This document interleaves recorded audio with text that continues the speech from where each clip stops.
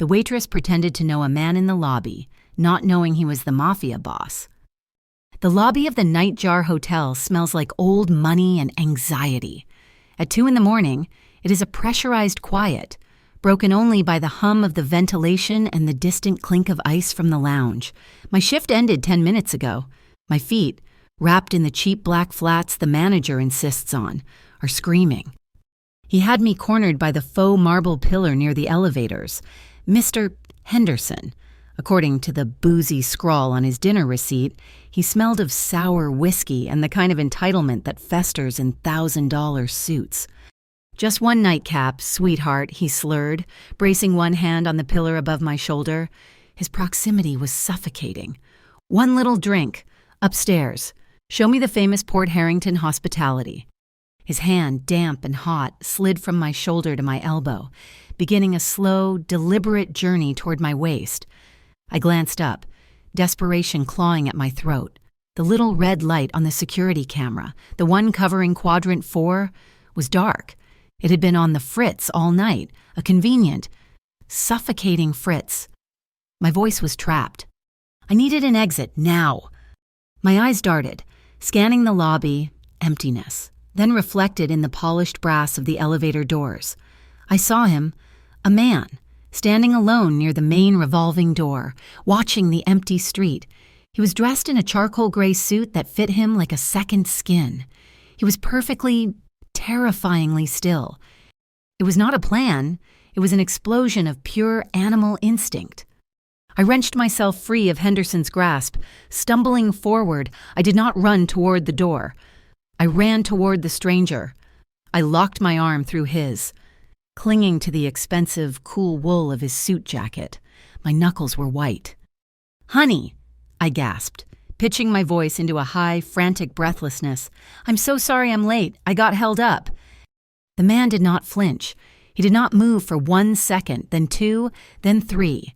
He simply looked down at my hand, at the cheap, silver-plated ring I wore.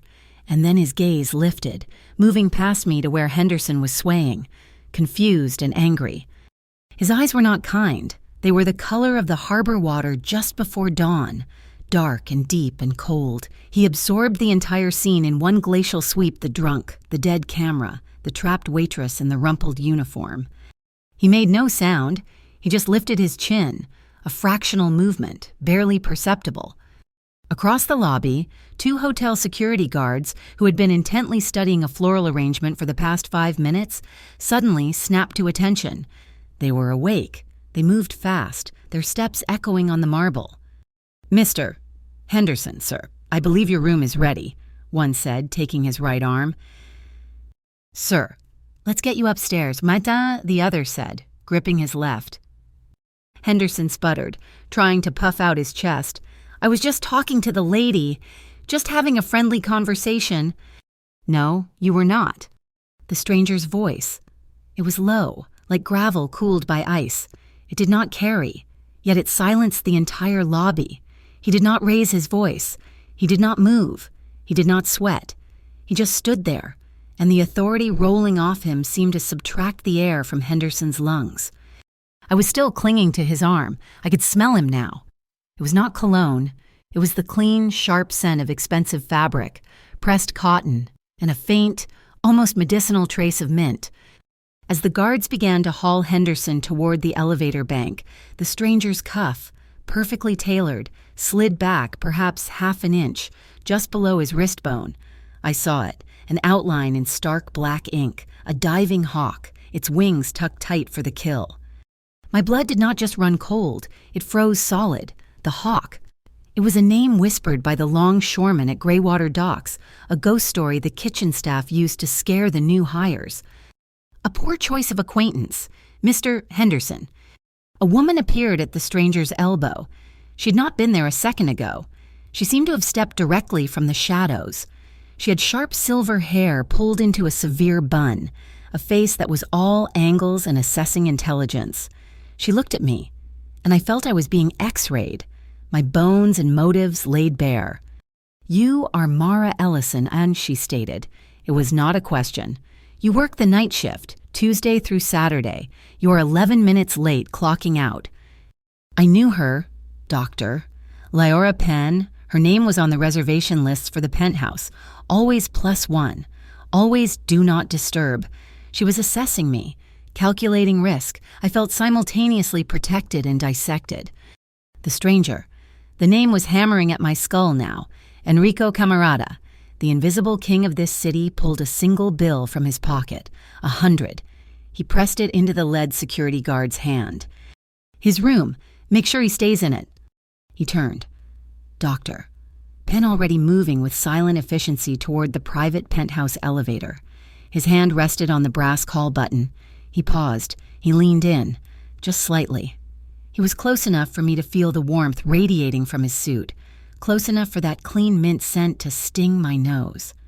Nice performance, he whispered, his breath a cool brush against my ear. Next time, pick the right man to lean on. The brass doors slid open, revealing the dark, wood-paneled interior. He stepped inside without looking back. The doors slid shut, leaving me alone in the ringing silence. The main elevator doors opened. The guards were dragging Henderson in. He was furious, his face a mottled purple. "You do not know who I am," he roared, his voice cracking. "Silas Ordo will hear about this. The Orchid Syndicate runs this town. Not him. Not that bastard." The doors closed, cutting off the sound, but the name remained. Silas Ordo. It felt like a razor blade sliding between my ribs, giving a sharp, targeted spike of fear in my heart. My hands were shaking. I forced my legs to move, walking to the front desk to finally clock out. Anya, the night receptionist, was pretending not to have seen any of it. She slid a heavy cream envelope across the marble. "This came for you," she said, not meeting my eyes. "No sender." My name, Mara, was written on the front in elegant, sharp cursive. Inside, there was no note, just a plastic key card, the kind they use for the executive suites. Room 46A, beneath it, a single, stiff white card. It was blank, except for 3 words pressed deep into the paper. Trust the exit. The bus ride to Hollow Bend was too long. The rattling windows matching the tremor in my hands. The sodium lights of the low-rise apartments cast a sickly yellow glow on the wet pavement. I got off at my stop, clutching my keys like a weapon. A block from my building, I heard it, a low engine, a black sedan, its headlights off, cruising about 20 yards behind me. I sped up, it sped up. I turned onto the dark cross street that led to my apartment's side entrance. The sedan turned. My heart was a frantic bird trying to escape my chest. The sedan accelerated, pulling ahead and swerved, cutting me off at the intersection. Before I could scream, before I could even run, he was there. Enrico Camarata. He was standing at the dark junction, leaning against the brick wall of the closed bodega. He was not in his suit.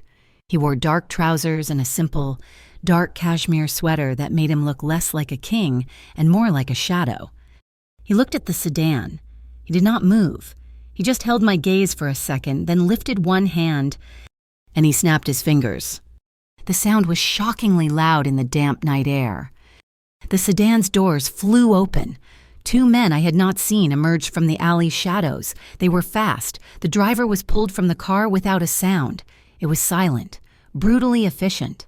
One of the new men got in the driver's seat. The other got in the back. The sedan started and drove away, disappearing around the corner. The entire event took maybe 15 seconds. Enrico pushed off the wall and looked at me across the dark street. He did not smile. He did not move toward me.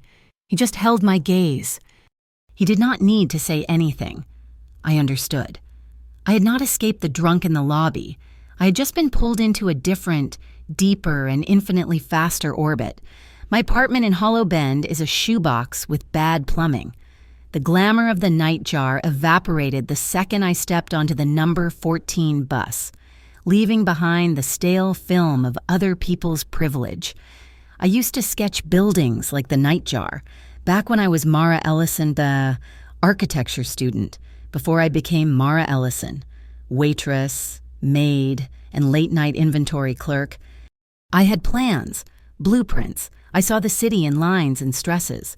in load-bearing walls and cantilevered dreams. Then Mom got sick.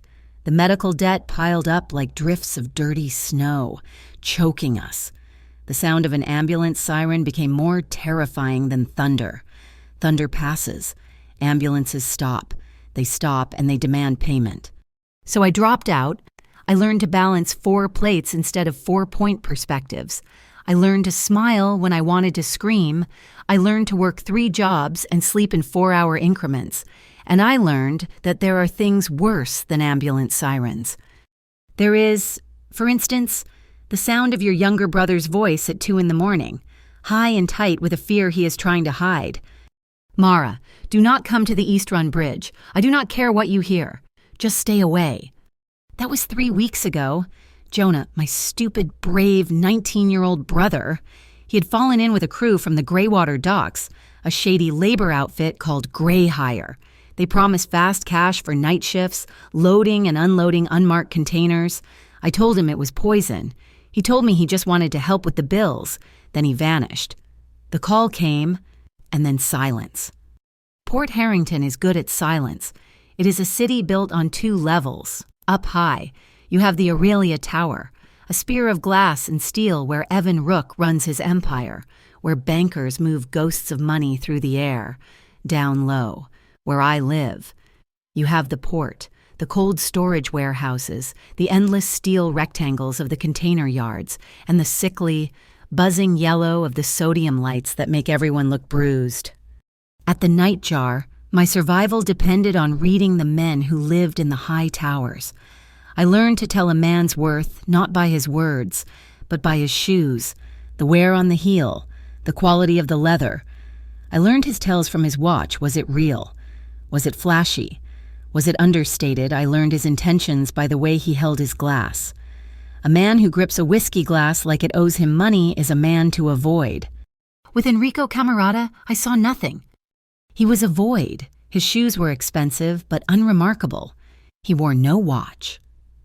When he stood in the lobby, his hands were still. His posture relaxed, but utterly controlled. He was the first person I'd ever seen who had no tells, no traces, no cracks in the facade. He was just a solid, cold mass of power. That power had a different face, too.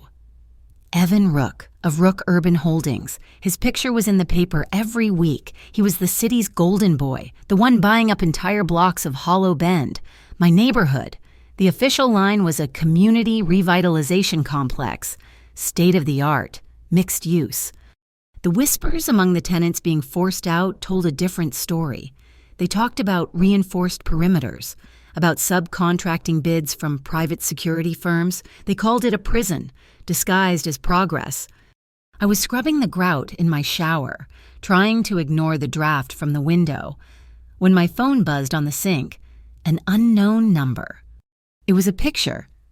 My stomach hollowed out. It was Jonah, when he was in the dark, maybe inside a shipping container. His face was swollen, one eye closed. He was tied to a simple metal chair. A second message followed. He's running out of time. The Nightjar safe, the one behind the manager's desk, there is a USB drive. Black. No label. Green basement. Get it. Leave it in the locker you use at the bus station. You have 24 hours. My knees buckled. I sat on the edge of the tub, the phone shaking in my hand, the green basement schematics. I had seen that drive. The night manager, Mr. Davies, handled it like it was radioactive. He always checked it twice before locking the safe. I thought about it for an hour. Stealing it meant my life was over. I would be arrested. I would never get another job. But Jonah... No, I could not. This was their game. Ordo's game. The game that had swallowed my brother. If I played, they would just take the drive and kill him anyway. They would kill us both. I would find another way. I would go to the police. I would do something. I decided I would not do it.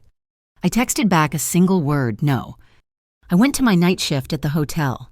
My hands shook so badly I almost dropped a tray of champagne flutes. I kept seeing Jonah's eye, swollen shut. At 3 a.m, 2 city detectives came into the lobby. They were not the usual Nightjar clientele. Their suits were rumpled, their faces gray with exhaustion. They spoke to Mr. Davies, who turned a shade paler. Anya, the receptionist, told me the news in a hushed whisper 10 minutes later. "You know that drunk guy from last night, the one who was bothering you, Henderson." I nodded, my blood turning to sludge. "They found him an hour ago in a dumpster behind a diner 3 blocks from here. Hanged." She shuddered. "They are calling it a suicide, but hanged. Mara, in a dumpster. It feels like a message." It was a message. It was not a suicide. It was an answer to my text. It was Silas Ordo telling me, "Do not be stubborn." My decision dissolved. The police could not help me. There was only the game. But I was not just a pawn. I still had the card in my wallet. Trust the exit. Room 46A. But first, Jonah. I ignored his warning. I had to. After my shift, I did not go home. I took the crosstown bus to the East Run Bridge. It connects the old industrial sector to the container yards, a long stretch of rusted iron and concrete spanning the Greywater Canal. It was 5 in the morning. The fog was thick, swallowing the sodium lights, muffling the sound of the water below. I walked the length of it, my cheap coat pulled tight. I did not know what I was looking for. A clue, a sign, anything. Looking for someone? 3 of them. They stepped out of the fog like it had given birth to them. They were dockhands, big and rough, wearing the gray hire jackets. "Your brother told you to stay away, girly," the one in the middle said. He had a knife, just holding it idly, tapping it against his thigh. "Where is he?" My voice was a useless, thin thing. "He's cargo, just like you're about to be." They moved, fanning out, forcing me back against the cold, wet railing. The water was a 50-foot drop below. I was trapped. It happened so fast I almost did not see it. A car door slammed. Not a car, a black SUV, engine silent, lights off, had glided onto the bridge. 2 figures moved through the fog. They did not run. They moved with a predatory economy. Enrico Camarata and a man I had never seen, younger, built like a lightweight boxer, with watchful, sharp eyes. The 3 gray hire thugs turned, surprised. The one with the knife lunged. Enrico did not step back. He stepped in. One hand deflected the knife arm. The other struck the man's throat. A single, hard, precise strike. The man folded without a sound. The younger man, Jax, took the other 2. It was not a fight. It was a 12-second audit, a block, a parry. An elbow to the ribs, a knee to the solar plexus. Both men were on the ground, groaning, disarmed. Before I had taken my next breath, it was swift, it was terrifying. Enrico kicked the knife off the bridge. It vanished into the fog below. He turned to me. The fog swirled around him, the faint light catching the silver in his dark hair. I was shaking, hyperventilating. He did not ask if I was okay. He did not ask why I was there. He did not ask who they were. He already knew.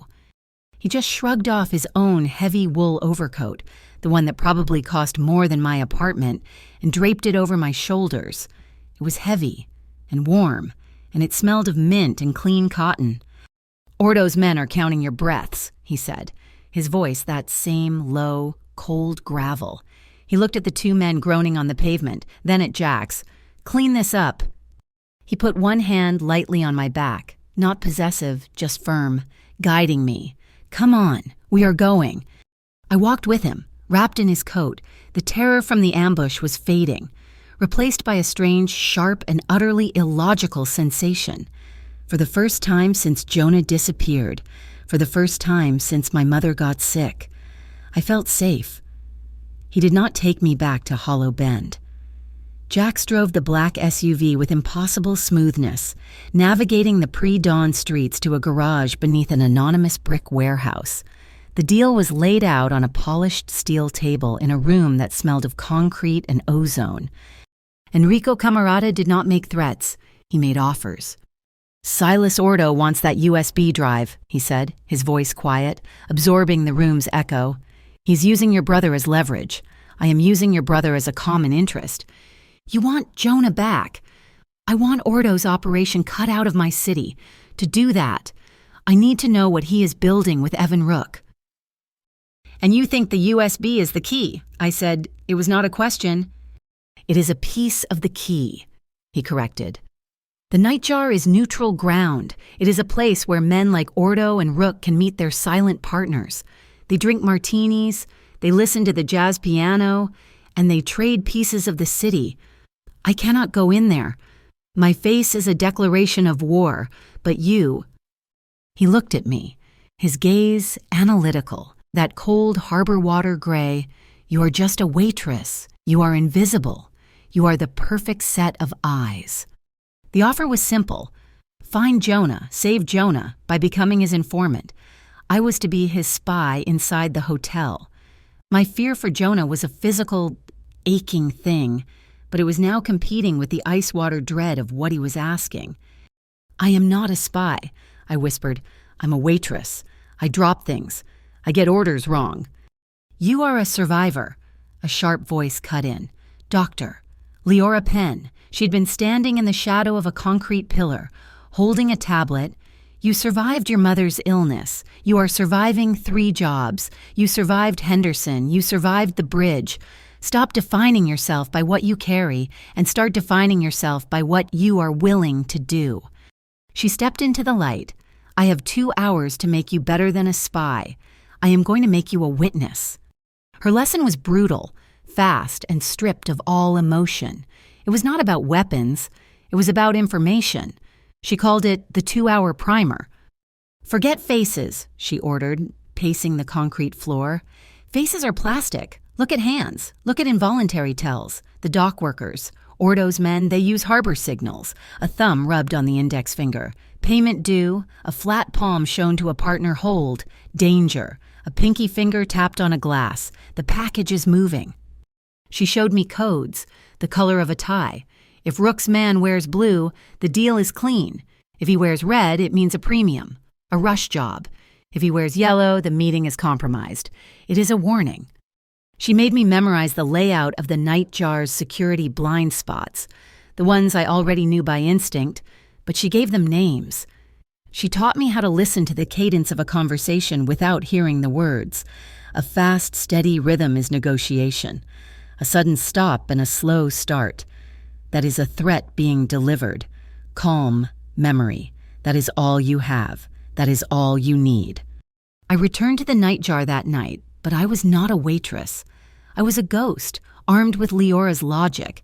I had the key card for room 46A in my pocket, burning a hole there. Ordo wanted the USB. The first step was to find out what was on it. The second step was to find out who was in room 46A. I used a service elevator, my heart hammering a rhythm that Leora would have identified as untrained panic. I let myself into the suite. It was empty. It was one of the executive suites, all dark wood and gray upholstery. It was also cold. The guest had not been there in a day, at least, but they had left things. On the desk, beside a stack of city planning reports, was a wallet. I did not touch it. I looked. Tucked inside was an identification card. It was not a driver's license. It was heavy, with a hologram. Civic Security Council, Special Operations, D, Quirk. I had lived in Port Harrington my whole life. I had never heard of the Civic Security Council. When I got back to my small locker in the staff room, I searched for it on my phone. Nothing, no government website, no federal database. It did not exist. It was a ghost agency. The second part was harder. Davies, the night manager, kept the green basement USB in the main office safe. He was meticulous. He opened it at 10 p.m. He closed it at 6 a.m. I needed a distraction. It came in the form of a plumbing disaster. Jax Mercer, the man from the bridge, showed up in the lobby at 3 a.m., dressed in the immaculate blue uniform of the Port Harrington Water Department. He claimed a main had burst under the street and the hotel's basement was in imminent danger of flooding. While Davies, panicking about the wine cellar, ran to the basement with Jax. I had 60 seconds. I used the code Leora had given me. The safe clicked open. I grabbed the USB, slid it into a slot on a small device Leora had given me, and counted. 1, 2, 3. It copied the contents. I put the drive back. close the safe. I was back at my station when Davies returned, swearing about a false alarm. I did not look at the copied data until I was back in the warehouse. Enrico and Leora were waiting. We projected the contents onto the concrete wall. It was not a blueprint for a basement. It was a map, a complex, layered schematic of fiber optic cables running under the city, originating from Mariner's Court. But the cables did not connect to any official city grid. They terminated at a single, isolated node. The node was labeled BCI. Bureau of Commerce Integrity, Leora read aloud, her fingers flying across her tablet. Like the Civic Security Council, it is a shell. It does not exist. It is a ghost server. The pieces slammed into place in my head, cold and sharp. Rook is building a private prison, I said, my voice shaking. Ordo is supplying the prisoners, the reformed labor from his gray hire racket. They will be ghosts. Just like Jonah. No records, no trials. Enrico nodded, his eyes fixed on the map. Rook gets the land, Ordo gets a workforce he does not have to pay.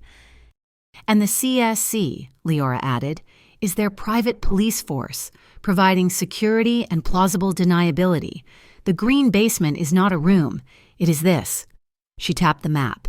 A private encrypted data network. They will run their entire shadow operation through it. Invoices, prisoner transfers, payroll, all laundered through the ghost server, the Bureau of Commerce Integrity, to make it look like a legitimate state-sanctioned enterprise. They were building a kingdom in the dark, and Ordo wanted this map, the original, to be the only one. We need to know how the money moves.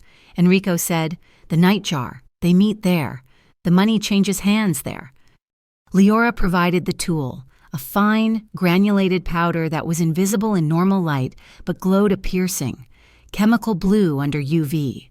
I knew the protocol. Evan Rook's logistics man always booked the manager's office for 1 hour on Wednesday nights. He always arrived with a heavy silver briefcase. He always left with a different one. I went into the office an hour before. Part of my cleaning duties, I dusted the desk, the phone, and I dusted the handle of the empty briefcase that was always stored in the side cabinet, waiting for the exchange. I watched from the hall. At 11 p.m., Rook's man entered. At 11:30, he left, carrying the case I had marked. I watched him hand it off in the lobby, not to a gangster, not to a man in a suit. He handed it to a man in the uniform of the Port Harrington City Security Patrol, the kind who drive the little white cars and check parking meters. I made the call. He's in City Car 217, moving east on Harbor Drive. Jax's voice was calm on the other end. I see him. I waited. The hours ticked by. My shift ended. I went to the warehouse. The sun was coming up. Jax was there, wiping grease from his hands. He led me to Kestrel Pier, an old abandoned wine bottling plant. The trail went cold until I shined the light. The UV dust was all over the keypad of an old cellar door. And Enrico asked. It is a server room, Jax said, his face grim. State of Thart, freshly installed. And it had this, he held up his phone, a picture of a logo, freshly laser-etched into a steel door. Orchid Bites. It was Ordo's digital stronghold. Enrico gathered his team. It was small. Jax and 2 others I did not know. They were quiet, professional. They were going in. I sat with Leora in the main room, watching a bank of monitors showing static. My hands were shaking. I was waiting to hear about servers. I was waiting to hear about Jonah. An hour later, Enrico's voice came over the comms, cold and flat. We are in. What did you find? Leora asked. A trap. The main monitor in front of me crackled to life. It was not static. It was a live feed from inside the server room. The screens, which had been dark, were all lit up. They all showed the same message, white text on a black screen.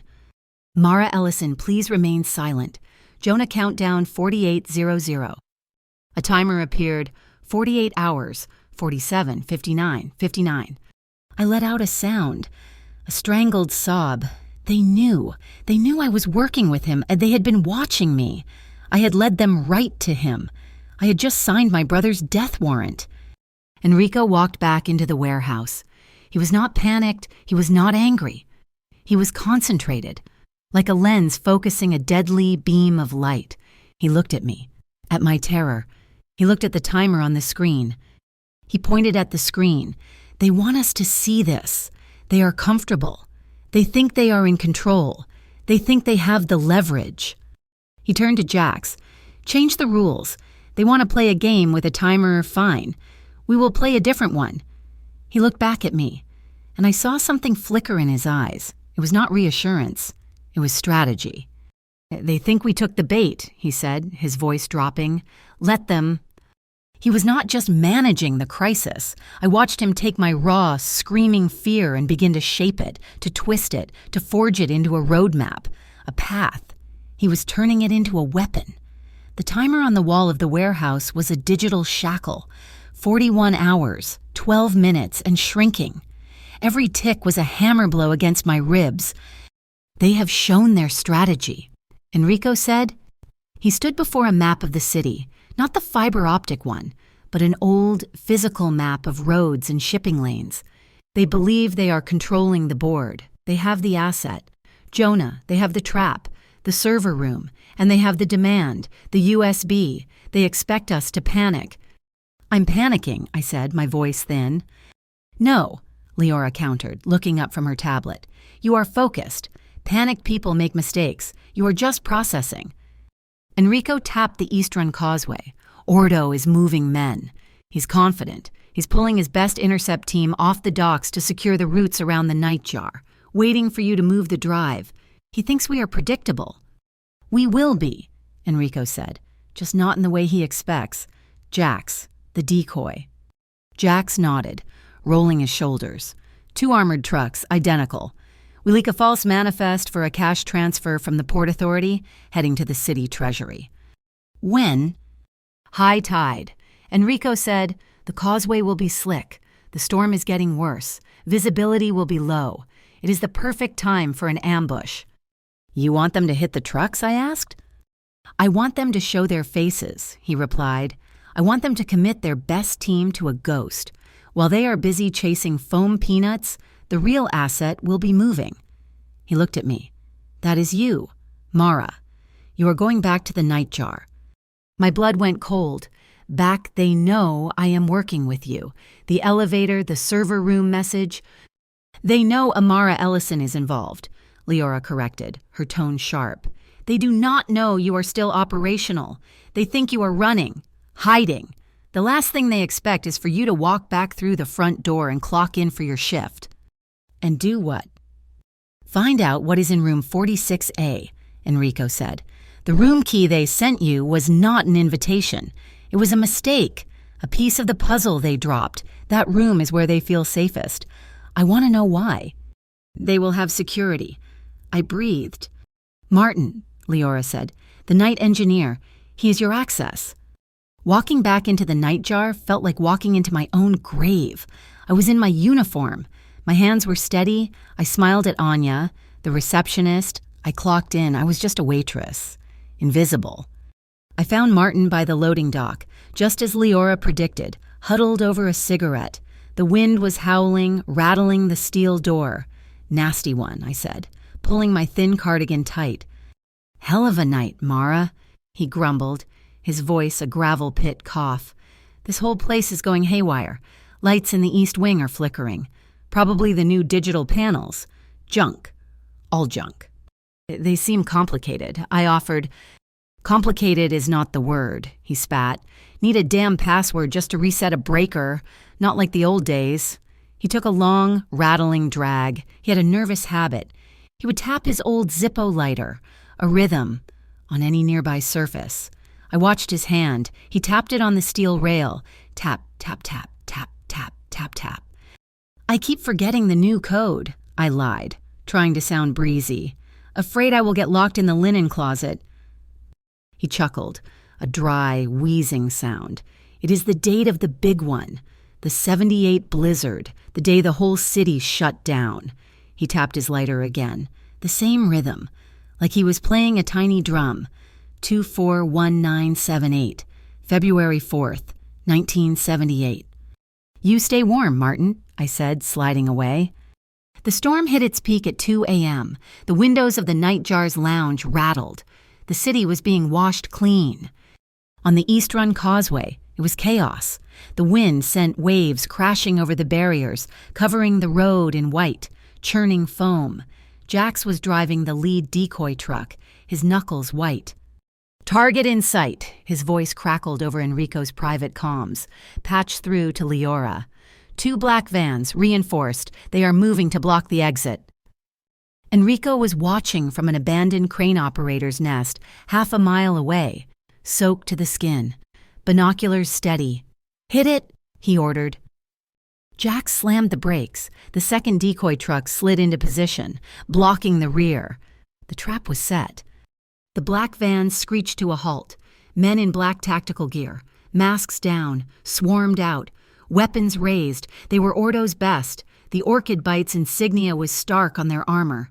They moved with military precision, planting breaching charges on the rear doors of the first truck. The explosion was a dull thump in the roaring wind. They threw the doors open. And they stopped. The truck was empty, completely, except for thousands of white styrofoam peanuts and a single child's toy GPS tracker, blinking a cheerful red light. While they were staring at the foam, I was moving. I used the code, 241978. The electrical room door clicked open. I went to the 46th floor. The hallway was silent. The card Enrico had given me, the one from the envelope, slid into the lock for room 46A. The light flashed green. I was inside. The room was different from my last visit. It was active. A briefcase lay open on the glass desk. I did not touch it. I looked. It was full of documents. One was on top. It was a contract, a public-private partnership agreement. It was between Rook Urban Holdings and a new entity, MPAT-G, Metropolitan Port Authority, Task Group. I felt the blood drain from my face. Another ghost, CSC, BCI, and now MPG. This was the final piece. This was the legal document that tied Rook's prison to the city's infrastructure, using the port as a cover. It was signed, but the serial number fields, the city charter numbers, they were all blank. It was a phantom charter, built to launder the whole operation. I had to get it out. I could not walk out with it. I looked around the room. My eyes landed on the phone, service menu, linen. I ran into the hallway. The industrial linen press, where they ironed the $1,000 sheets, was 2 doors down. I folded the contract, thin and sharp. I slipped it between 2 heavy Egyptian cotton pillowcases. I fed the bundle into the press. The heavy rollers hissed, pressing it flat, invisible. I balled up the linens and ran to the service chute. I shoved the bundle down 46 floors to the basement laundry, where Leora was waiting, disguised as a night shift auditor. I was clean. I walked to the service elevator, my heart trying to break out of my chest. The doors open, I stepped in. The doors slid shut. The lights went out. The car did not move. It was pitch black, silent except for the shriek of the wind outside. A heavy, final thunk echoed through the shaft. The emergency brake. They knew. They were in the building. Someone had cut the power. I was trapped in a steel box, 46 floors up. The air was hot. I could not breathe. I was pounding on the door when a heavy, scraping sound came from above me.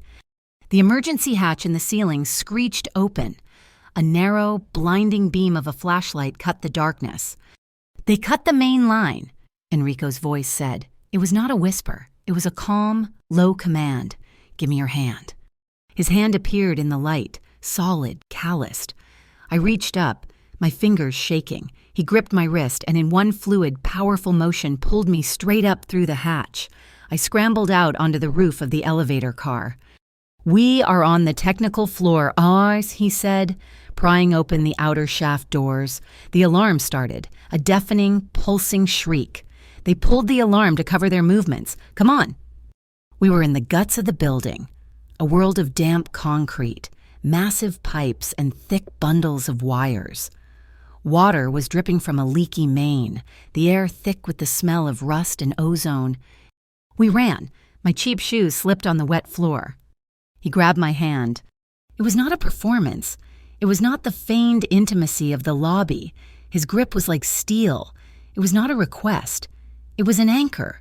His palm was warm and dry, and it was the only solid thing in a world that had dissolved into alarms and darkness. We burst through a fire door marked Sub-Level 3 and into the concrete spiral of the garage. The black SUV was there, engine roaring. Jax was behind the wheel. "Go!" Enrico yelled, shoving me into the back seat and climbing in after me. We were not alone. A black sedan, the same model that had tailed me in Hollow Bend, screeched around the corner, blocking the main exit. Jax did not even look at it. He slammed the SUV into reverse, spun the wheel, and floored it, driving down the spiral entrance ramp, against the painted arrows. "Hold on!" he yelled. The sedan was right behind us, its horn blaring. We hit the bottom. The street-level gate, a heavy steel barrier, was down, blocking our path. Jax did not slow down. "Brace." He aimed the reinforced front bumper at the barrier's hinge. The impact was a deafening shriek of tearing metal. The barrier snapped, folding like cardboard. The SUV launched into the street, landing hard on the wet pavement in a blinding shower of yellow sparks. I looked back. The sedan was trapped, its path blocked by the ruined gate. A sound ripped out of my throat. I was laughing. It was not humor. It was a high, thin, hysterical sound. It was the sound of terror and adrenaline and the sheer, absurd relief of being alive. I looked at Enrico, and he was watching me, his face a mask of stone in the flashing streetlights. The laughter died in my throat. "Do not get used to this feeling," he said, his voice flat. The safe house was a small, clean apartment above a closed bakery. It smelled faintly of yeast and old sugar. We were soaked, shivering. Jax had parked the SUV in a hidden alley and vanished. We were alone. There was no wine. There was no fine dining. Enrico opened 2 cans of noodles from a bare cupboard and handed one to me. We sat at a small kitchen table, the rain drumming on the tin roof. I stared at my hand. A long, red scratch ran down my wrist, a gift from the elevator shaft. "You were an architect," he said. It was not a question. I nodded, the cheap, salty noodles tasting like ash. I wanted to build small houses, affordable ones, smart, houses with windows designed to catch the cross breeze, so you would not need air conditioning. Houses for people in Hollow Bend. My voice cracked. A long time ago. He was quiet for a long moment, just watching me. "When this is over," he said, his voice softer than I had ever heard it, "I will find you the land for that house." I looked up at him, and I wanted to believe him more than I had ever wanted to believe anything. He got up from the table and went into the small bathroom. He came back with a blue plastic first aid kit. He sat down and took out a single, small, plastic-wrapped Band-Aid. He did not hand it to me. He reached across the table and took my hand. His touch was so careful it almost hurt.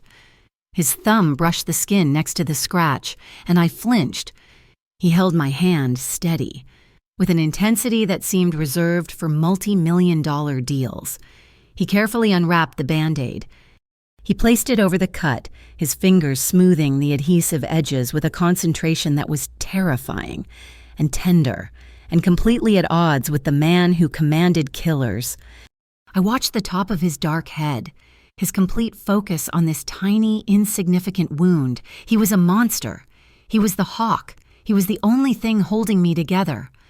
The first wall, the one I had built to survive my mother's illness, the one that let me work 3 jobs and never cry, did not just crack, it turned to dust.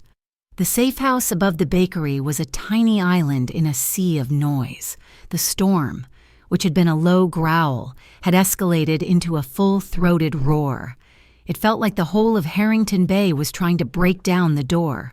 The single overhead light in the small kitchen flickered, buzzed, and finally died, plunging us into a darkness broken only by the thin, gray light of the storm. Enrico had not moved since applying the Band-Aid. He was still holding my wrist, his thumb resting just beside the plastic strip. The warmth of his hand was a stark contrast to the chill that was starting to seep into my bones. My clothes were still damp from the garage, from the run through the technical floor. I started to shiver. It was not just the cold, it was the adrenaline crash. It was the timer for Jonah. Still counting down in my head, it was the man sitting across from me, a man who had killed, a man who had saved me, a man who had just looked at my small wound as if it were the most important thing in the world. He let go of my hand, and the loss of contact was immediate and sharp. He stood up, a tall shadow in the dim room. I watched him shrug out of his leather jacket. It was heavy, worn, and I knew it was expensive. He did not throw it. He draped it over my shoulders. The weight was instant comfort. It was heavy, like a shield, and it smelled of him, that clean mint, leather, and the faint, cold smell of the rain. "You are shaking," he stated. He sat down again, but this time, he did not take his seat across the table. He pulled his chair closer, next to me, turning it to face me. The small table was all that separated our knees. He reached out and took both of my hands. My fingers were like ice. He chafed them between his own, his palms rough and warm. He was not gentle, not in the way one thinks of gentleness. His grip was firm, efficient, as if he were simply transferring heat by force of will. "Better?" he asked. I looked at him. In the flickering, ambient light from the street, his eyes were not cold, they were just deep. He was not looking away. He was not hiding. He was simply present, watching the tremor in my hands subside. I nodded, unable to find my voice. Our breath plumed in the cold air, little white ghosts that mingled between us. A sudden, violent gust of wind hit the building. It sounded like a train. The old single-paned window in the kitchen did not just rattle, it burst open. The frame slammed back against the wall with a crack. Rain and wind exploded into the room, sending a stack of paper napkins scattering across the floor. We both moved at the same time. He was faster, and he was at the window in 2 strides, fighting the wind, trying to grab the swinging frame. His shirt, already damp, was plastered to his back, outlining the hard muscles of his shoulders. "The latch!" he yelled over the roar. I scrambled to help, grabbing the splintered wooden frame. My hair whipped across my face, stinging my eyes. I fumbled for the small brass latch, my cold fingers useless. He grunted, using his whole body to force the window against the wind. I finally got the latch to catch. He leaned against the window for a second, his breath coming hard. I was pressed against his side, my hands still on the frame, his arm brushing my shoulder. My hair, wet with rain, was stuck to his cheek. He did not move. He just turned his head, and my hair peeled away with a soft sound. He looked at me. We were inches apart.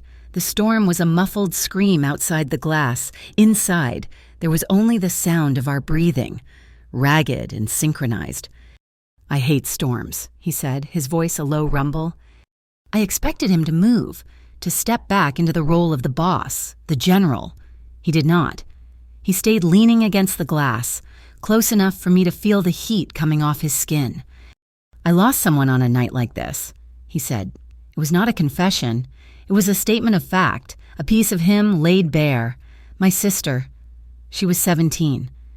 The words hung in the air, heavy and real. This was the crack in the facade. This was the void I had seen, the emptiness. It was not emptiness, it was loss. I did not know what to say. "I am sorry" was a pathetic, useless phrase, so I did not say it. Instead, I just leaned my head forward, resting my forehead against the hard muscle of his upper arm. It was a silent apology, a silent understanding. I knew what it was to lose, to be afraid, to be responsible. He was still for a long time. I could feel the tension in his arm, the rigid control. Then slowly, it eased. A hand, his hand, came up. It did not grab me. It did not pull me. It rested, light and hesitant, on the back of my neck. His fingers were cool from the glass, but they were gentle.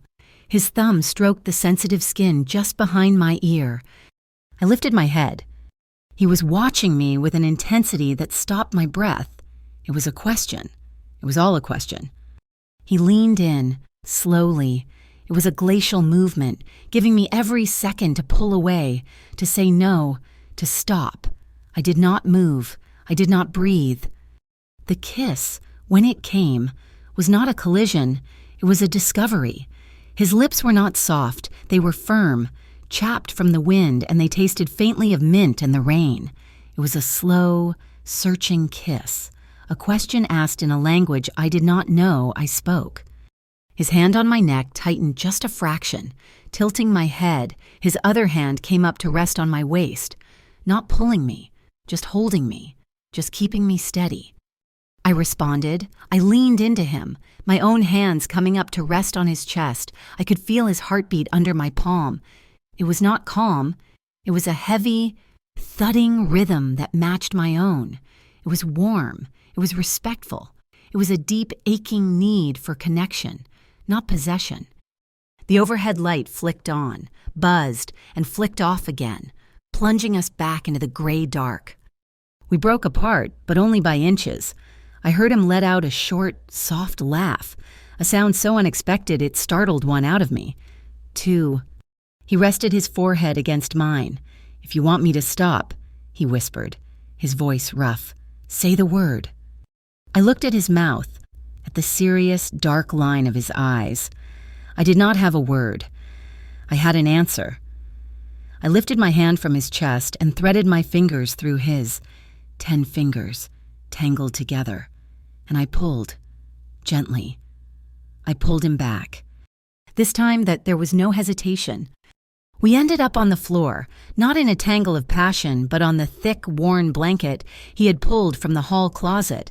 We were lying side by side, fully clothed, his leather jacket still draped over me like armor, his arm a heavy, warm weight over my stomach. The storm raged outside. The timer for Jonah was still ticking somewhere in the dark. But in this room, there was quiet. We talked. He did not ask about the case. He did not ask about Ordo. He asked, "What color would the porch be?" "On the house with the cross breeze," I whispered. "Yes." "Blue," I said, a small smile touching my lips. "A pale, dusty blue, like the harbor on a clear morning, and the front door would be yellow." A strange combination. It is a happy one. He told me about his childhood, not about the violence. He told me about a small apartment over a bakery, just like this one.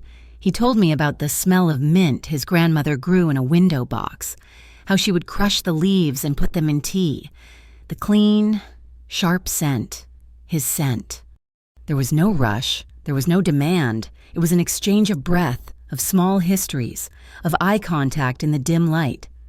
By the time the storm began to recede, the first sick gray light of dawn was pressing against the window.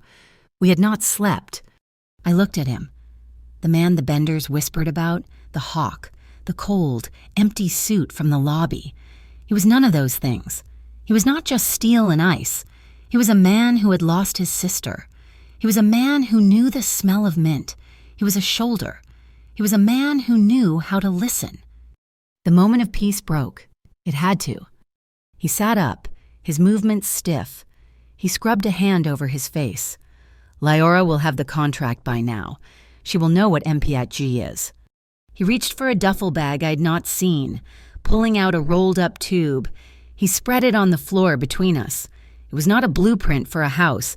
It was a map, a detailed schematic of the Greywater docks. The safe harbor we had built in the storm was gone, the tide of reality rushing back in. Jonah. The map lay between us. I looked at his hand, resting near a red circle labeled Container Yard 17B. I looked at his face, now hard and strategic in the morning light. This thing between us, this fragile, terrifying connection, it did not make the strategy blurry. It did not make us weak. I looked at the map, at his determined jaw, and I felt a new, unfamiliar sensation. It made me brave. It made us both brave enough to face the impossible dawn. The contract, limp and slightly warped from the linen press, lay on the steel table. Leora had ironed it flat. In the harsh fluorescent light of the warehouse, the signature glowed a faint, pixelated blue.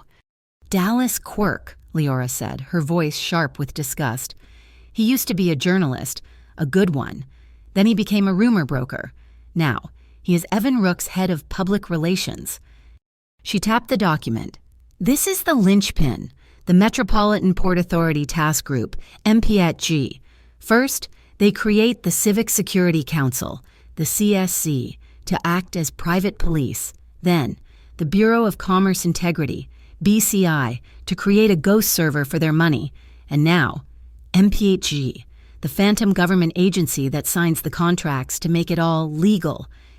She pointed to the fine print. "It is a triple shell game. Rook launders his black budget through the BCI, pays the CSC for security, and uses the MPHG to authorize his land grabs." "Hollow Bend," I said, my voice barely a whisper. "Exactly." Leora brought up a city zoning map on her tablet. "Rook is acquiring Hollow Bend by filing emergency evacuation orders. He's using fabricated geological data, claiming an imminent risk of landslides. But that is a lie. The ground there is stable." I knew. I had studied the bedrock for my architecture projects. "It does not matter if it is a lie. Mara, if the right entity stamps the paper, the local precinct cannot interfere because the Metropolitan Port Authority Task Group has declared it a regional security issue. It is a paper wall. It is a corporate coup." Enrico, who had been standing at the window, staring into the gray morning, finally spoke. "Rook builds the cage. Ordo fills it." The pieces clicked together, cold and final. "The reformed labor for the prison," I said. "It is the Orchid Syndicate. They are kidnapping undocumented port workers, people from gray hire, people who will not be missed." "He supplies the bodies," Enrico said, turning to face us. "No records, no trials, no payroll, a perfect, disposable workforce. Your brother was just one more cog for the machine." I looked at the timer on the wall. 36 hours. "They have built an entire ecosystem of ghosts," Enrico continued, his voice low and hard. "CSC, BCI, MPATG. None of them exist in any federal or state database. You cannot fight an enemy that is not there." He walked to the table and placed his hand flat on the map of the docks. "You want to catch a ghost? You have to turn on the lights in the right apartment." "Dallas Quirk," I said, looking at the contract. "He's the ghost who talks to the living. He's the weak link." "He is the mouthpiece," Leora agreed. "He has to believe in the lie to sell it, but he is also a coward. He's driven by ego." Enrico looked at me. "He is the next step, but he will not come to me. He will not come to Leora. He has seen you. He was in the nightjar 2 nights ago. I saw the logs. He was meeting with the man from city security." "He knows my face," I said, dread coiling in my stomach. "He knows the face of a waitress," Enrico corrected. "A waitress who just found something she should not have." The plan was simple and insane. I was the bait. I sent an encrypted message from a burner phone, routed through 3 different public Wi-Fi hotspots. The message was to Quirk's private email. "I have the original green basement schematics, the real ones. You have been trafficking in fakes. The hook, the lure. You want to see the real map. You want to know who else has access. The location, Aurelia Tower, 61st floor. The New Horizons art exhibit, 6 p.m. Come alone. I will find you." The crowd was our cover, a room full of Port Harrington's elite, sipping champagne and pretending to understand abstract sculptures. It was Rook's building. The irony was suffocating. I wore a simple black dress, borrowed from Leora's operational wardrobe. My hair was tied back. I looked like a caterer, which was the point. Enrico was in a dark suit, no tie, looking less like a mafia boss and more like a dissatisfied investor. The elevator was glass. It rocketed up the side of the tower, and the city fell away beneath us. The port, the bridges, the tiny, dark smudge of Hollow Bend. It all looked like a map. I gripped the steel rail, my knuckles white, vertigo. My reflection in the glass was a pale, terrified ghost. I felt a touch. Enrico was standing directly behind me. He did not say anything. He just placed one hand on the small of my back. It was not a possessive gesture. It was not a lover's touch. It was an anchor. His hand was warm and steady, a fixed point in a spinning world. It just said, "I am here. You are not falling." The doors opened onto a massive white room. The noise hit us first, the high-pitched chatter of 200 people. I scanned the room, my heart hammering. "He's by the bar," Enrico said, "Oui," his voice a low murmur in my ear. "Red tie. Do not look at me. You are here alone. Go." His hand left my back. I was cold again. I walked into the crowd. Dallas Quirk was exactly what I expected. Slick hair, a suit that cost $5,000, and a smile that did not reach his eyes. He held a glass of champagne, swirling it. I moved past him, accidentally brushing his arm. "Mr. Quirk," I said, affecting the nervous, breathy voice I had used in the nightjar lobby. He turned, his eyes dismissing me. Then focusing, he recognized me. The waitress. Well, you clean up nice. Should not you be at work?"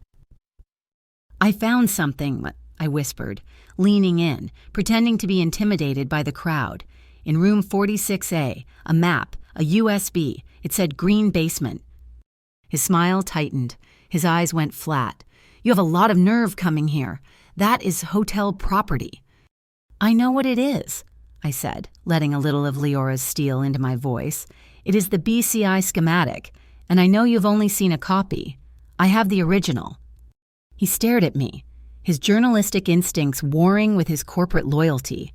"What do you want, money?" "I want to know it is real." I blurted, it was the perfect lie, because it was almost the truth. All of it, the CSC, the MPATG, it is all just paper. Is it not? It is just a story you are telling. His smirk returned, but it was strained. He had the same doubt. That is why he was here. "Honey, it is the only story that matters." "Then prove it," I challenged. "I show you the drive. You show me the MPATG. I need to know I am betting on the winning side." He laughed, a short, sharp bark. "You think it is a joke. You want to see the office. You think it is just some mail drop." "I think you are selling a ghost story," I said. He grabbed my elbow, his good old boy mask evaporating. "You have the drive on you." "In a locker, downstairs. I am not stupid." He leaned in. "You are right. It is not just paper. The MPIG is very real, and they are very, very serious. You want proof." He was not talking to me anymore. He was talking to himself, reassuring himself. "I need proof. I have investors asking questions. They need to see a physical asset, a command center." This was it, the pivot. "They need video," he hissed. "Proof of operations, a real office, not just a signature on a contract." I seized it. "What if I told you I know where it is?" I lied. His eyes widened. "Where?" "Not here." I nodded toward the service elevators, the ones the catering staff were using. "I can show you a preview?" "Proof. You give me a guarantee of safety. I give you the drive and the location." He was hooked. The promise of being the hero, of delivering the final proof to his investors, was too much for his ego. "All right, my car. Now." "No, this way," I said, moving toward the service exit. "Less cameras." He followed. The service elevator was a steel box. I pressed the button for the sub-level garage. The doors slid shut. The elevator did not move. The lights stayed on. Quirk frowned. "What is this?" The doors opened again. We were on the same floor, but the hallway was empty, except for Jack's. He was leaning against the wall, dressed in the dark blue uniform of the Aurelia Towers private security. He looked at Quirk and smiled. "Mr. Quirk, we have been expecting you. The ethics committee has some questions." Quirk's blood drained from his face. "Ethics? I do not... Nahem." "Civic Security Council," Jack said, his voice pleasant. "We are moving our internal audit schedule up. Please, this way." Quirk looked at me, his eyes wide with betrayal. You You are CSC. I said nothing. Jax led him, unresisting, into a sterile, white conference room, one of the tower's unused office spaces that Leora had prepared. There was a table, 3 chairs, and a large black monitor on the wall. Jax sat Quirk down. I stood by the door. Enrico was not there. This was not his part of the performance. You have been a very busy man, Dallas, Jax said, tapping a laptop. The large monitor flickered to life. It showed a CSC identification card, name, picture, barcode, then another and another. A rolling, endless feed of them, all fake, all generated by Leora's algorithm. We have concerns, Jax said, his voice bored. Concerns about your interface with our partners, concerns about freelance intel brokering. Quirk started to sweat. He was a PR man, a talker. He was not built for this. He believed. He was staring at the fake IDs as if they were a death warrant. He was trapped inside the very ghost story he had been paid to sell. I do not know what you mean, he stammered. I have been loyal. Everything went through Rook. Rook is not CSC, Jax said, leaning forward. Rook is a client. You work for us. And you have been getting sloppy. You have been asking for video, for proof. You do not ask for proof. Dallas, you are the proof. Quirk broke. It was a total collapse. He was terrified. Not of Jax. He was terrified of the phantom entity on the screen. I swear it was Rook. Rook is getting nervous. He said the investors needed a physical asset verification. He is meeting with Ordo tonight. He is moving up the timeline. Jax just waited. Please, Quirk begged, tears welling in his eyes. I just do what they tell me. I write the press releases. I will tell you whatever you want. What do you want? Jax looked at me. I nodded. We want, Jax said, to know about your future. A future where you get to be a real journalist again. A future where you expose the biggest scam in Port Harrington's history. A future where you are the hero. Quirk stared, confused. What? In exchange, Jax said, for one small detail, the timeline you just mentioned, the meeting, Rook and Ordo. Dallas Quirk, broken and desperate for a lifeline, told us everything. Sugar Mill number 5 now, he whispered, wiping his face. The old refinery by the Eastern Rail Spur? Tonight, 10 p.m. They are finalizing the labor transfer. They are moving all the assets from the docks to the new facility. He looked at me, his eyes pleading. The boy, Jonah, he's going to be there. Sugar Mill number 5 was a skeleton of rust against the polluted sky. It sat by the abandoned Eastern Rail Spur, a dead zone of concrete and rotting molasses. Enrico had been specific no cars. Ordo's network was new, but he had access to satellite heat signatures. We were going in low tech. A single electric maintenance car, the kind used to check the rails, slid silently through the pre-dawn fog. It was me, Enrico, Jax, and 2 others who were all muscle and silence. Leora's on comms and unknown, Jax said, handing me an earpiece. You are her eyes and ears. Call out what you hear. I nodded, my heart a cold stone in my chest.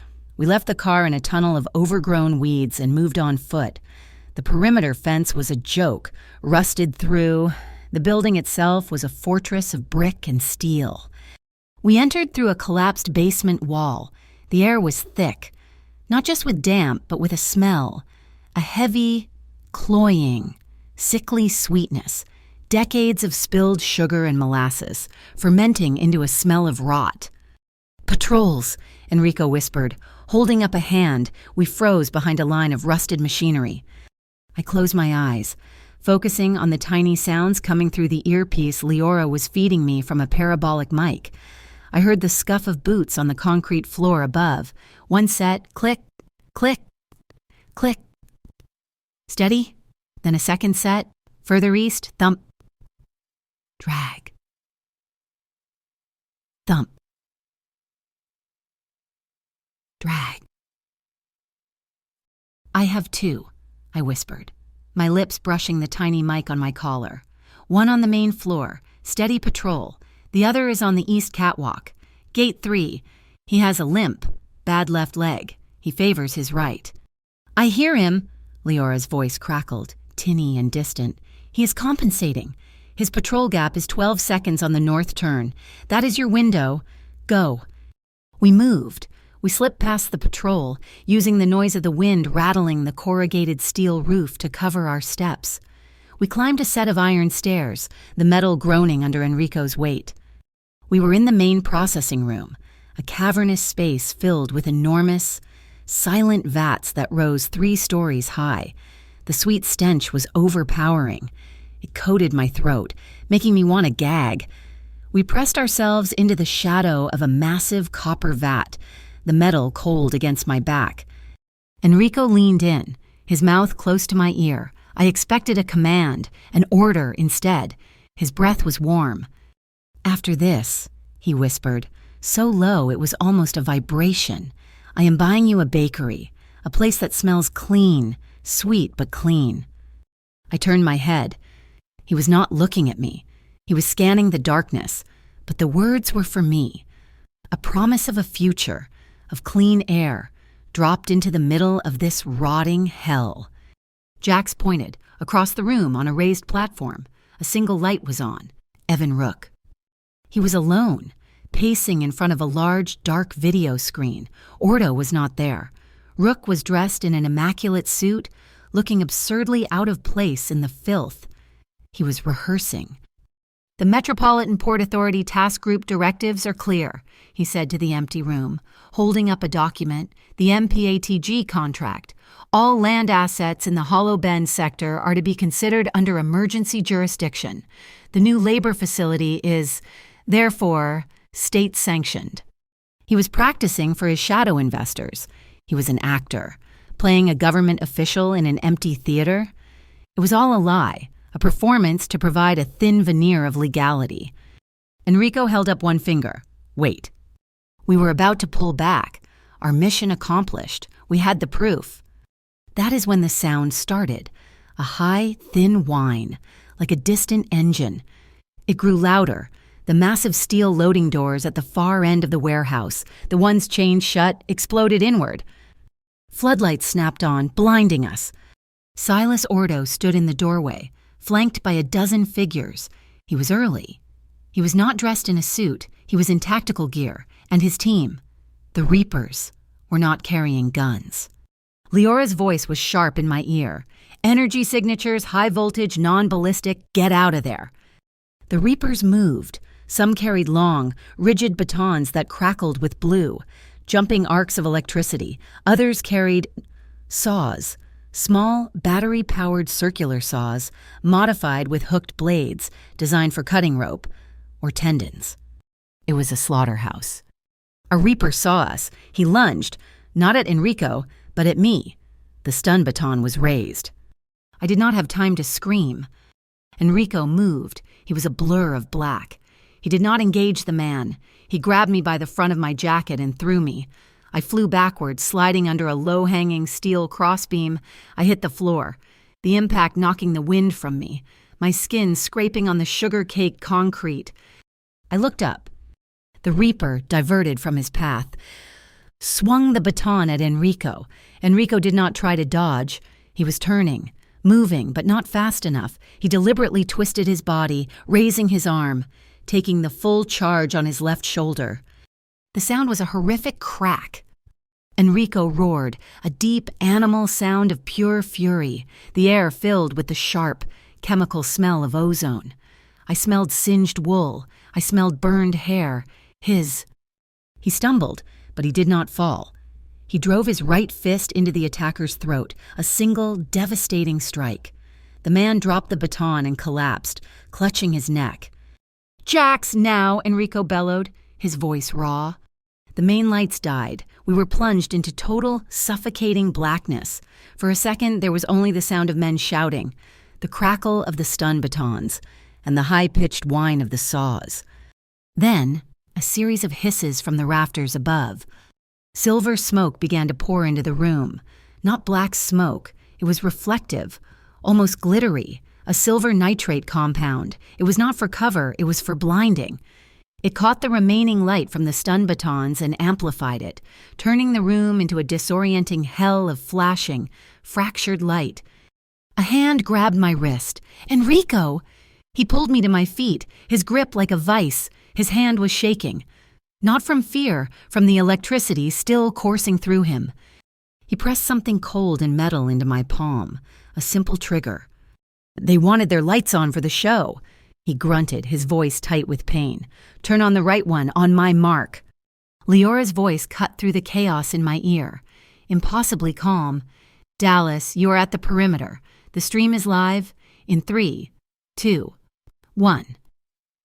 Half a mile away, Dallas Quirk, protected by 2 of Enrico's men, stood on a ridge overlooking the mill. His phone was out. He was streaming.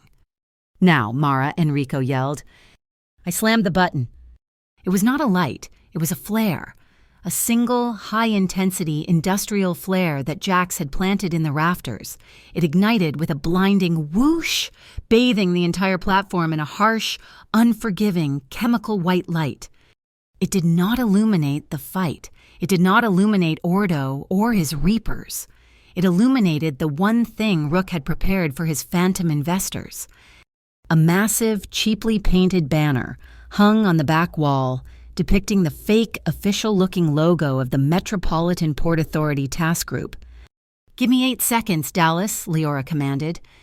For 8 seconds, Quirk's livestream broadcasted that image to a select list of city officials, journalists, and civic leaders. 8 seconds of a fake government logo, hanging in a derelict factory, backlit by the silver smoke and shadows of a violent brawl. The stream cut, the message was sent, the question was now in the public sphere: who is MPG? "The rail spur go," Jax's voice echoed through the smoke. Enrico did not let go of my hand. He dragged me back the way we came, through the chaos, through the blinding smoke. We burst out of the basement opening and into the clean, cold, wet air of the night. We piled onto the maintenance car.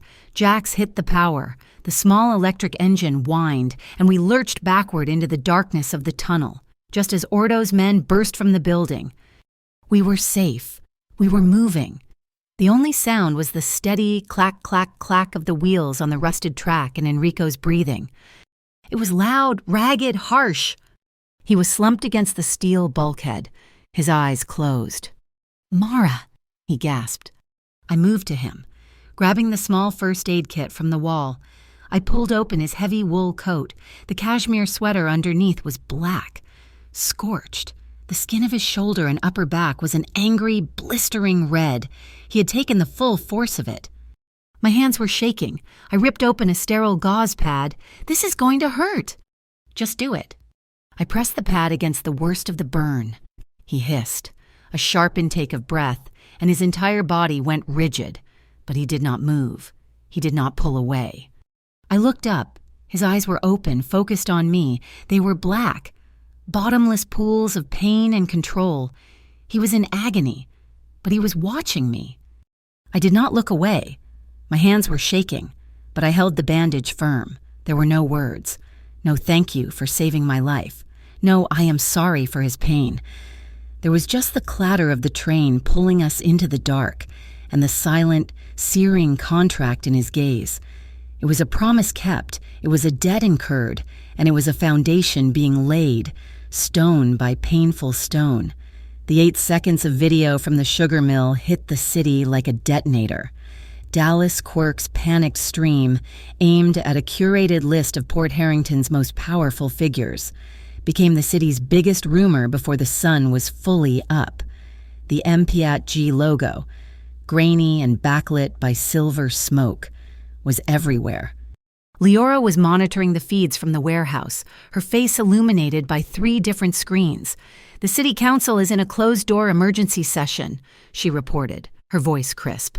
"They are tearing the city charter apart. They cannot find a registration number for the Metropolitan Port Authority Task Group. It does not exist." Enrico stood nearby, his left arm in a sling, his shoulder heavily bandaged beneath a fresh black shirt. He was watching a local news feed. "Rook," he said, On the screen, Evan Rook stood at a podium, his face a mask of civic concern. He had called an emergency press conference. In light of the malicious and fabricated rumors circulating, Rook said, his voice smooth, I am here to provide full transparency on our partnerships. The MPAT-G is a vital, state-sanctioned task force. He's lying, I whispered. He is creating it, Enrico corrected, his voice flat. He is birthing the phantom in public, daring anyone to call it a ghost. The room was tense, the air thick with strategy, and then my phone buzzed. It was not a call. It was a video file from an unknown number. My stomach dissolved. I pressed play. It was Jonah. He was inside a steel box, dark red, rusted. I could see the stencil on the wall behind him, 17B, container 17B. He was tied to the chair, his face bruised. He was breathing, his chest rising and falling in shallow pants. On the wall beside his head was a small, digital display. It was not a clock. It was a percentage. It read 40%. A text message followed. Greywater Docks, 2 a.m. The real Green Basement USB. No copies. No tricks. You come alone. Mara, or the air runs out. No more games. The timer on our wall, the one counting down from 48 hours, meant nothing. Ordo had reset the board. He was cutting off Jonah's oxygen. I have to go, I said, my voice shaking. I have to take it to him. No. Enrico's voice was final. He did not look at me. He looked at Jax. Make a copy, a perfect one. Load it with a tracker and a wipe-on-command protocol. You have 20 minutes. What? I stepped in front of him. No. He will know. He will plug it in. He will see it as a fake, and he will let Jonah die. He will suffocate him. He will kill you both the second you hand him the real drive, Enrico said, his voice dangerously quiet. You will have no leverage. You will be a loose end. This is a trap. Mara, he's using your fear to win. I do not care about leverage, I was screaming now. The terror, a hot, metallic taste in my mouth. I care about my brother. I am not a spy. I am not a soldier. I will not let him die because I brought him a fake. I will not have that. I will not. I was hitting his good shoulder, my fists weak and useless. He did not flinch. He just caught my wrists, his grip like iron. You think I do not understand, he snarled, his face inches from mine, the cold control gone, replaced by a raw, burning fury I had never seen. You think I do not know what that choice is. He let me go, pushing me back. He turned away, his whole body rigid. The room was silent, frozen. Her name was Alara, he said, his voice a low rasp. My sister. She was 17. A rival family took her. They wanted to trade, her life for a piece of territory on the North Docks. My father. He wanted to rig the deal, send a fake deed, send half the men. He wanted to use leverage. He was staring at the brick wall, but he was seeing something else. I was young. I was arrogant. I told him he was right. I told him to be smart, to win the hand, not just fold. He turned back to me. The hawk was gone. The boss was gone. All that was left was the hollowed-out scar of a memory. The swap was at the old rail yard. They saw the decoy. They knew we were playing them. It took them less than 10 seconds. They did not wait. They did not negotiate. They just... He stopped. He closed his eyes. I do not gamble with family. Mara, ever, he whispered, his voice broken. I do not put what I am not willing to lose on the table. I will not be the reason another one dies. I will not make that mistake again. My anger, my fear, it all just evaporated. It left me empty. I was not looking at a monster. I was looking at a man defined by a single, catastrophic failure. He was not trying to control me. He was trying to stop a ghost. He was trying to save his sister. Over and over. I stepped forward. He did not move, bracing for another attack, another argument. I did not argue. I put my hands on his chest, feeling the heavy, fast beat of his heart. I slid my arms around his waist, holding him. My cheek pressed against his shirt. He was rock solid, a statue of tension. You are not your father. I whispered into his shirt. And I am not you. I am not that girl. He stood rigid for a moment, then slowly. His good arm came around me, pulling me in until I could barely breathe, his hand tangled in my hair, his face burying in my neck. He was not just holding me, he was holding on. "We are both scarred," I murmured. "We both know what it is to lose. Being afraid does not go away. We just have to choose to be afraid together. We have to be smart and be willing to lose." He pulled back, his eyes searching mine. The storm in them had not passed, but it was no longer ruling him. "So," I said, my voice finally steady, "we do not use a fake, and we do not give him the real one." He looked at me, a flicker of understanding. "We do both," I said. The energy in the room shifted. It was no longer panic. It was a cold, sharp blade. Enrico hit the comms. "Leora!" Her voice was instant. I heard a dual-purpose weapon, a Trojan horse. "He wants the real USB," Enrico said, his voice back to its normal, gravelly command. "We're going to give it to him, but I want it armed. I want the turn-on-the-lights protocol." "Not just the logo," I said, stepping up. "Everything." "Everything," Enrico confirmed. "The moment he plugs that drive into his server at Kestrel Pier, I want it to detonate. Scrape every file, the BCI transactions, the ghost prisoner manifest from Greyhire, the MPATG contracts, and I want it broadcast, not just to the press. Send it directly to the city treasury's internal audit server. Send it to the Federal Reserve. Let the money men eat their own." Leora was silent for a beat. "That is a data bomb. I can do it. I will build in a 60-second delay. It will appear to be copying normally. Enough time for you to get clear. Mara. After 60 seconds, it broadcasts, and then it melts its own core. He will get nothing but ash." The plan locked into place. "Jax," Enrico said into his mic. "The docks, escape route, now." "On it," Jax's voice crackled back. "Container Yard 17B is a kill box. The only way out is up. I am heading to the crane yard. Crane 4. I will have a basket ready. Over the water." "Finn," Enrico said. A new voice. Rougher, calmer. "I am in position, boss, a barge, empty. I am staging a minor engine fire on Pier C at 2:05 a.m. It will draw the Port Authority patrols away from your location. A secondary stage. A nice, loud distraction."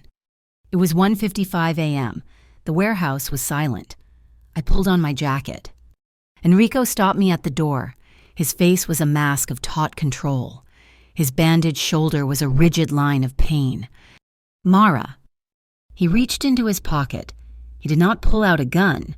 He pulled out a small, simple folding knife. The handle was dark, smooth wood, worn with age.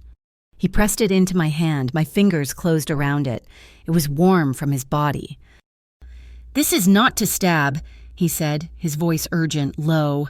"This is not for fighting. This is to cut rope. You get Jonah, you cut his ropes, and you run to Jax. You do not wait for me. You do not look back. Do you understand me?" I could not speak.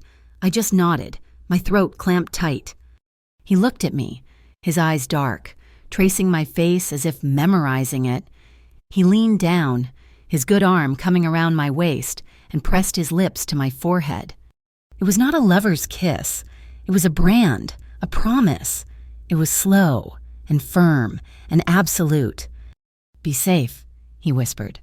The Greywater docks at 2 a.m. The wind was a blade, sharp and cold, carrying the metallic tang of the harbor. It whipped my hair across my face, stinging my eyes. I was alone. I walked the long pier, a single figure in a canyon of towering, dark steel containers. Far to my left, I could see the orange flicker of Finn's distraction. Container 17B. It was dark red, covered in rust. My heart was not beating. It was a solid, pounding drum, a physical vibration through my whole body. The rigged USB was a block of ice in my jacket pocket. The wooden knife was a cold line against my ankle, tucked in my boot. The heavy steel door of the container was open, just a crack, a sliver of blackness. I took a breath. I pushed it open. It moved with a low, heavy groan. I stepped across the threshold, from the cold, salty wind into the suffocating, absolute dark. A heavy, metallic clang echoed behind me, a shadow, a person I had not seen, slid the massive door shut. The heavy steel latch slammed into place with a final, booming thud. I was locked in. The climax was set. The steel door slammed shut with a sound like a vault closing. It was a final, booming thud that echoed in my bones. I was plunged into absolute, suffocating darkness. The air was stale, thick with the smell of rust and cold metal, and something else. A faint chemical smell. A bank of harsh, battery-powered floodlights snapped on, blinding me. The container was large, 40 feet long, but it felt like a tomb. Silas Ordo was standing by a laptop, which was perched on a rusted steel drum. He was flanked by two massive men, the reapers from the mill, their hands empty, but their presence a physical threat. Ordo was smiling, a thin, reptilian expression. "Mara, thank you for being so punctual," he said, his voice oily. Behind him, leaning against the far wall, was Evan Rook. He was dressed in one of his immaculate $1,000 suits. Looking relaxed, confident, he looked like a man about to watch a hostile takeover finalize. He was here to watch the last piece of his criminal empire be legalized. "Jonah," I said, my voice a dry rasp. Ordo gestured. I saw him. My brother, he was tied to a chair, a thick strap of duct tape over his mouth. He was conscious. His eyes were wide, bruised, and frantic. He saw me. And then he saw the small, black USB drive I was holding in my shaking hand. He started to struggle, making muffled, desperate sounds. No. He was trying to warn me. "He is excited to see you," Ordo purred. "As are we. Now, the drive. Let us verify its contents. Shall we plug it in?" I looked at Jonah. I looked at the digital display on the wall. 38%. The air was getting thin. "My brother," I said, "cut him loose, now!" Ordo laughed, a dry, humorless sound. "That is not how this works. The drive goes in. The data is verified. Then we discuss your brother's ventilation. Plug it in." One of the reapers took a step toward Jonah, his hand resting on the valve of the oxygen tank. I had no choice. I stepped forward, my legs feeling like lead. I walked to the steel drum. The laptop screen was black. I pushed the USB drive into the port. The screen flickered to life. It showed a simple interface, verifying drive, copying files. A blue progress bar began to creep across the screen. Beneath it, a timer appeared. 60 seconds. I stared at it. 60 seconds. Ordo stepped back, his smile widening. "You just signed your own death warrant, girly," he sneered. "And his?" He nodded at the Reaper, who placed his hand back on the tank's valve. "As soon as that file is ours, you are just loose ends." Rook watched the progress bar, his expression triumphant. I counted the seconds in my head. 10, 15, 20. My heart was a fist, trying to punch its way out of my chest. 25, 26. Jonah was staring at me, his eyes full of terror. 29, 30. The screen flashed, the blue progress bar froze. Rook, who had been relaxed, stood up straight. "What is this? What is wrong?" Ordo's smile vanished. "What did you do?" The screen flashed again. The corporate logos for BCI, CSC, and MPADG appeared, crisp and official. "That is it," Rook said, relieved. Then they began to melt. The pixels dissolved like sugar in water. They twisted, corrupted, and reformed into two stark, white words. Null entity. "What?" Rook yelled, lunging toward the laptop. A new window opened. Broadcast initiated, bypassing firewalls. A list of files began scrolling rapidly. BCI_shadow_ledger_final. PDF, CSC ghost roster. Payroll.dat. MPATG illegal. Charter draft doc. Broadcasting to, the screen read, Port Harrington City Treasury. Federal Reserve Audit Division, Port Harrington Press. Rook screamed, pull the drive!" Ordo did not move. His face was a mask of pale fury. He raised his pistol, aiming it directly at my heart. A sound, a deafening crash from above. It was not a door. The corrugated steel roof of the container peeled open like a tin can. Enrico dropped. He did not land with a thud. He fell through the opening, a black shape against the gray night sky, and landed on his feet between the two reapers. He was a shadow. He was the hawk. It was not a fight. It was 3 seconds of brutal efficiency. The first reaper turned, fumbling for a weapon he did not have. Enrico's right elbow struck his throat. The man collapsed, making no sound. The second reaper lunged. Enrico spun, using the first man's falling body as a shield, and drove his heel into the second man's knee. A wet snap echoed in the container. As the man went down, Enrico brought his fist down on the back of his neck. 2 bodies on the floor, 3 seconds, no wasted motion. A blinding white light flooded the container. I looked up. Jax was in the basket of a massive container crane, looking down through the hole he had ripped in the roof. He had aimed a spotlight, turning the dim container into a harsh, overlit stage. Ordo and Rook were blinded, hands raised, staggering back. "Mara Jonah now," Enrico's voice was a command. I did not hesitate. I ran to Jonah. The knife Enrico had given me was in my hand, the worn wooden handle warm. I sliced through the thick ropes on his wrists, through the duct tape. Jonah ripped the remaining tape from his mouth, coughing, gasping. "Mara, here!" I grabbed his face. I hugged him. One, hard. Desperate second. "Go!" I yelled, pushing him toward the center of the room. "The basket, go to Jax." I turned back. My foot hit something, a pistol, the one dropped by the second reaper. Rook had recovered. His face was a mask of terror. He saw his billion-dollar empire, his legacy, his entire life, dissolving in the flashing light of the data broadcast. He saw me. He lunged for the gun. "No!" I yelled, scrambling for it. He was faster. He got his hand on it. He stood up, his movements clumsy, panicked. He was not a killer. He was a businessman. But he was cornered. He raised the gun, aiming it at my back as I pushed Jonah. "Mara," Enrico yelled. He was across the container in 2 strides. He did not go for the gun. He shoved me, hard. I fell to the side, rolling over the steel floor. He put himself between me and Rook, shielding me with his own body. The sound was not a gunshot. It was a heavy, wet thwack. Rook, too panicked to figure out the trigger, had swung the pistol like a club. The butt of the heavy weapon connected with the side of Enrico's head. Enrico grunted, a deep, sharp sound of pain. He staggered, his knees buckling, but he did not fall. He planted his feet. He stayed standing, his back to me, his front to Rook. Blood. It was immediate. It welled from his temple, dark and thick, trickling down his jaw. He did not wipe it. He just stared at Rook. Enough!" I screamed. I scrambled to my feet, standing beside Enrico. My hands were shaking, but my voice was clear. Rook was trembling, the gun wavering in his grip. "You are done, Avenang," I said. My voice was ice.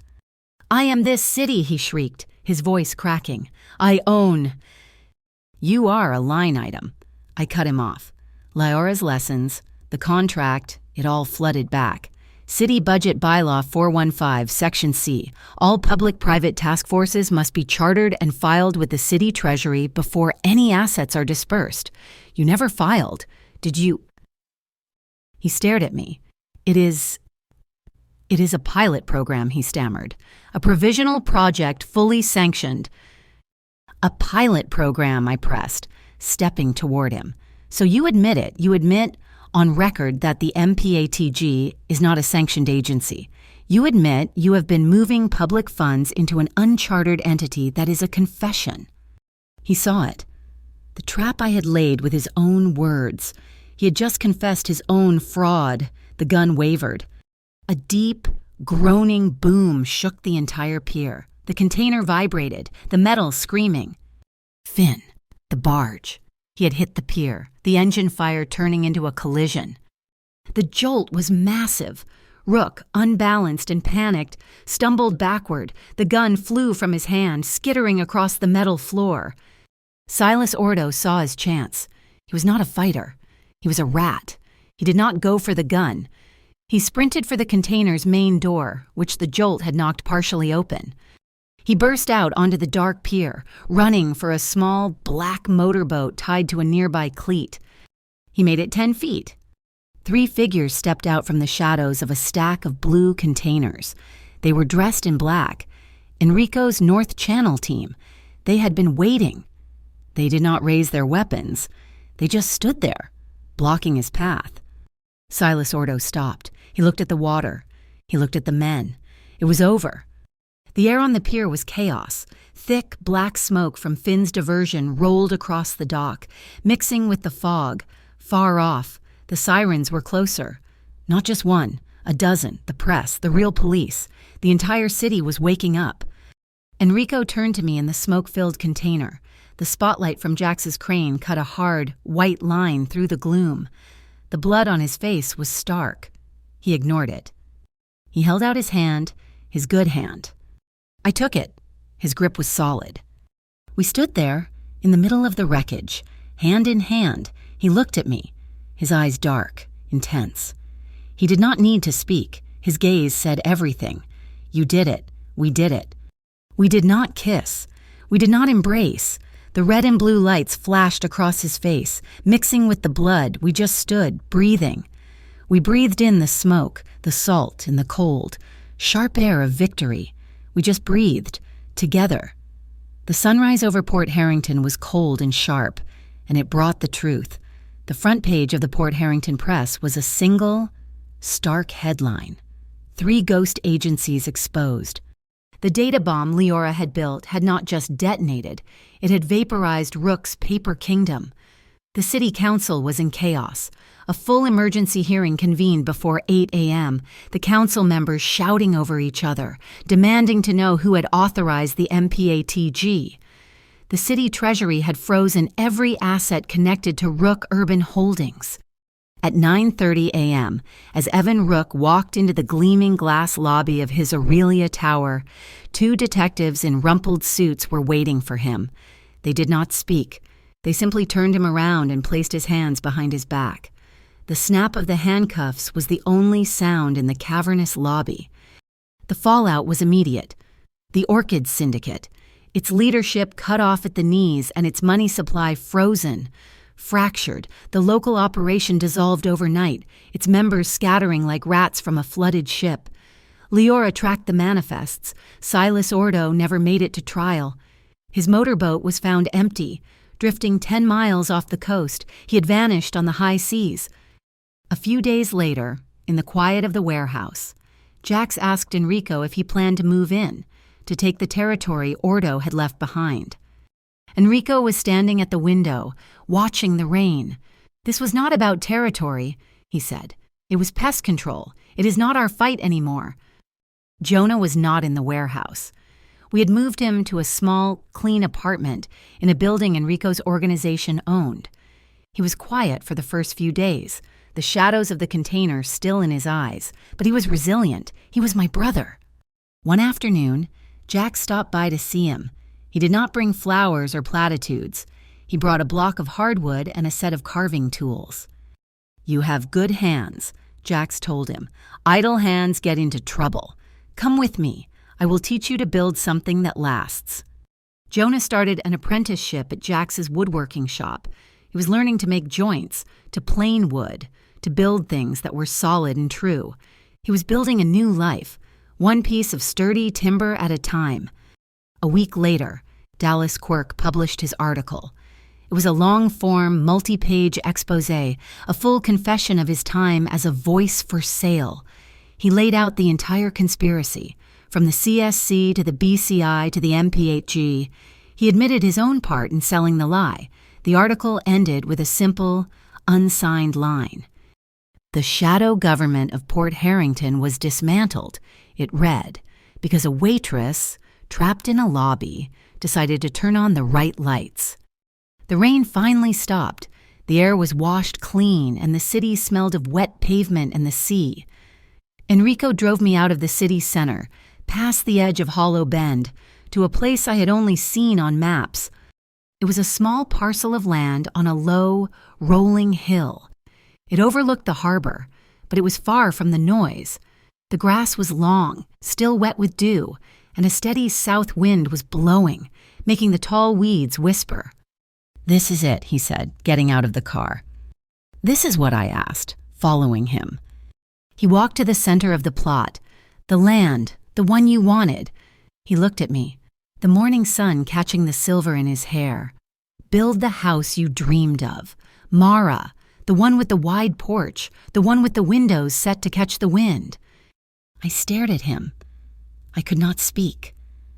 The dream I had buried under years of debt and exhaustion, he had remembered it. He had delivered it.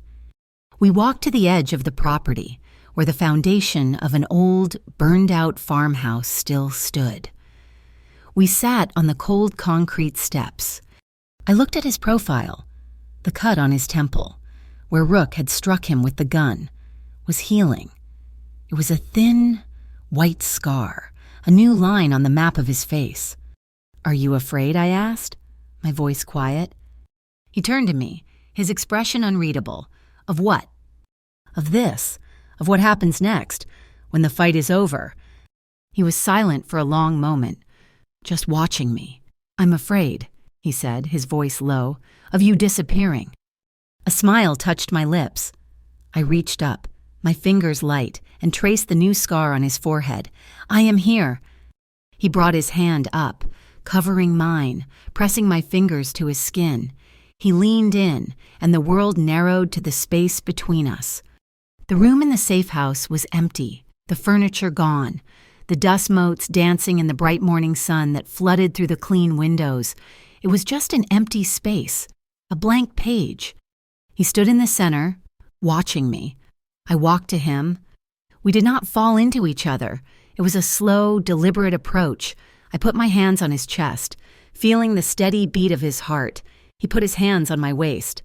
It was a slow embrace, a careful dismantling of armor. I rested my head against his shoulder, breathing in the scent of clean cotton and mint. His hand moved, his palm tracing the line of my spine, a warm, steady pressure that was not a demand, but a question. "Are you safe?" I tilted my head back. He leaned down, but he did not kiss me. His lips brushed my collarbone, a touch that sent a shiver through my entire body. His breath was warm, fanning across my skin. I slid my hands up, around his neck, my fingers tangling in his hair. He whispered a single word against my throat: "Stay." It was not a command, it was not a plea, it was a vow. I kissed him, and it was not the desperate, searching kiss of the storm. It was a promise. It was slow and deep and sure.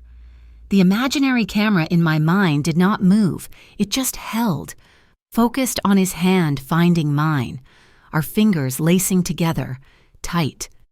It focused on the way his eyes crinkled at the corners, and the way a real, true smile finally broke free, washing away the last of the shadows. That afternoon, my phone buzzed. It was a text from Leora. "Hearing is this afternoon.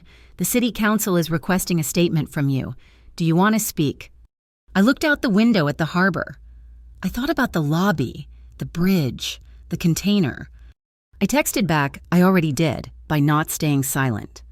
Night fell. The lights of Port Harrington glittered across the water, looking like a handful of scattered jewels. Enrico and I were back on the steps of the ruined farmhouse, sharing a thick wool blanket. The air was cold, but I was warm. "So," I said, leaning my head on his good shoulder, "a bakery and a design studio." He looked down at me, a strange combination. "It is a happy one," I said, smiling. "We can call it Hawk and Window." He laughed, a real, warm sound that vibrated through me. He wrapped his arm around me, pulling me closer.